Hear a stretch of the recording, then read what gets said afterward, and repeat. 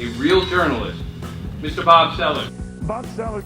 Bob Sellers, my former co-anchor. What is it going to not include or include to get you to that positive number in the fourth quarter? And he says, that's unbelievable. I could never run for 5 hours straight.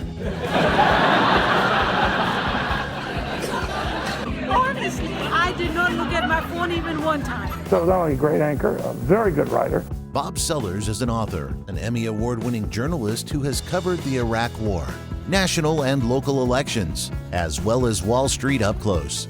And that's the power of free enterprise. And as an American, you can go to Wall Street and invest in these companies. We host a lot of events, over 180, and we just had Bob Sellers speak at our signature breakfast series, which brings together literally hundreds and hundreds of movers and shakers. Bob was phenomenal. If you had given the government $100 million in 100 years, they never would have come up with the assembly line. That's the importance of unleashing the creativity that you get with the free enterprise system and protecting individual rights that you get with the Constitution. A former financial advisor, Bob now speaks to audiences across the country about what's going on in Washington. You have to predict the turnout for your poll to be right.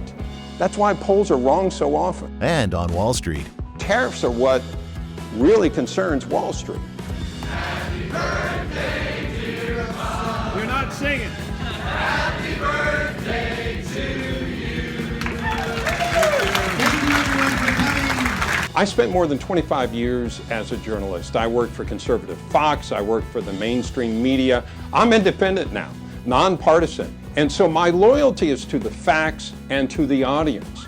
What I try to do is take a look at what's going on in Washington and on Wall Street and pass it along to those of us that live on Main Street. How could it affect you? How could it affect your clients or customers? I bought a washing machine a couple months ago. We've had tariffs on them since 2012. Trump came in and applied tariffs globally. Everybody has to pay them unless you're in the United States. The winners are the domestic manufacturers because people were buying more American. It increased their market share. American jobs were added, about 1,800. The losers, though, were consumers who were paying a whole lot more, about 12% for washers, 12% for dryers, even though dryers don't have tariffs on them.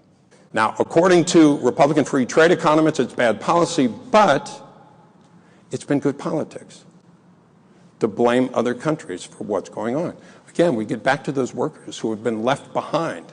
So you had this much of a pie, and then it has shrunk. So people have been affected by that in, let's say, Rust Belt places like Pennsylvania, Michigan, Wisconsin. But we are so grateful for your presentation. Presentation was fantastic. He did a phenomenal job. He was engaging, he was on topic. Who's better for the markets, Republicans or Democrats?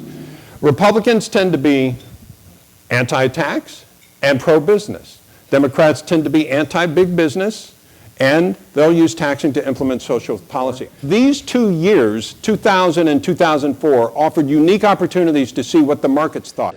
Why does Russia mess with us? Well, I found this book that goes back to the late 90s, in which they predicted the breakup of the United States because we would get in a civil war between the rich states and the poor states. The rich states would refuse to pay their taxes. That would bankrupt the country. There'd be violence. And this is what this book predicted. At least a lot of insight for us as risk manager. Very helpful for our industry. Data-driven information that I think we can all take back to our boardrooms. The Mueller report mentioned an incident in Florida where Russia hacked into the voting machines. Russia hacked into the voting machines. I showed you before there were essentially 4 swing states. They probably know where the swing districts are. Let me ask you this. What happens if we don't believe the results? And that truly was one of the most inspiring and educational sessions I've been through. And so you have the same brand, Fox News Channel, having more of a journalist approach, even though, again, it can be skewed a little to the right. And then at night have somebody that's just kind of a mouthpiece for the Republican Party. And with Rachel Maddow, the same thing on the left. What happened to honorable people can disagree? You could see the eyes being riveted by the stories he was telling. Oh, he says, Bob, sit down. Let me talk to you about taxes. He said, if you have farmer A and you have farmer B, and you give something to farmer A, who pays for it? Farmer B. Now, I've been in his office, Art Laffer. I know him. He's in Nashville. He was in the book that I wrote. And he's got a postcard from Dan Quayle on the wall. And it says, you are a beacon of hope among conservatives. And beacon is misspelled. And she grew up in the Soviet Union. She said, people don't understand about socialism. It's the government owns the means of production. She said it was hard to get a banana and a Coke. 66% of Uber drivers are over 55. Older workers have little bargaining power. That's why their wages don't go up. The left is trying to appeal to a lot of the younger people, millennials. They're well educated, but their income has been lagging. Their investment has been lagging on Wall Street. We've heard a lot of giving away stuff. Medicare for all, free college tuition, pay off student loans, reparations for slavery, guaranteed income. How are you going to pay for any of this? And so a lot of people think that the markets like a Republican in office rather than a Democrat. The reality is, when you look at the performance of the stock market itself under Democrats since the Great Depression versus Republicans, the Democratic president tends to do better. There's no way Republicans will turn on Donald Trump unless the public turns on Donald Trump. This was an example of the public turning on Richard Nixon. Brings a depth of knowledge that I had no really idea that really occurred. So we had people, which you always want as an event, but to come up afterwards saying, that's got to be your best speaker, right?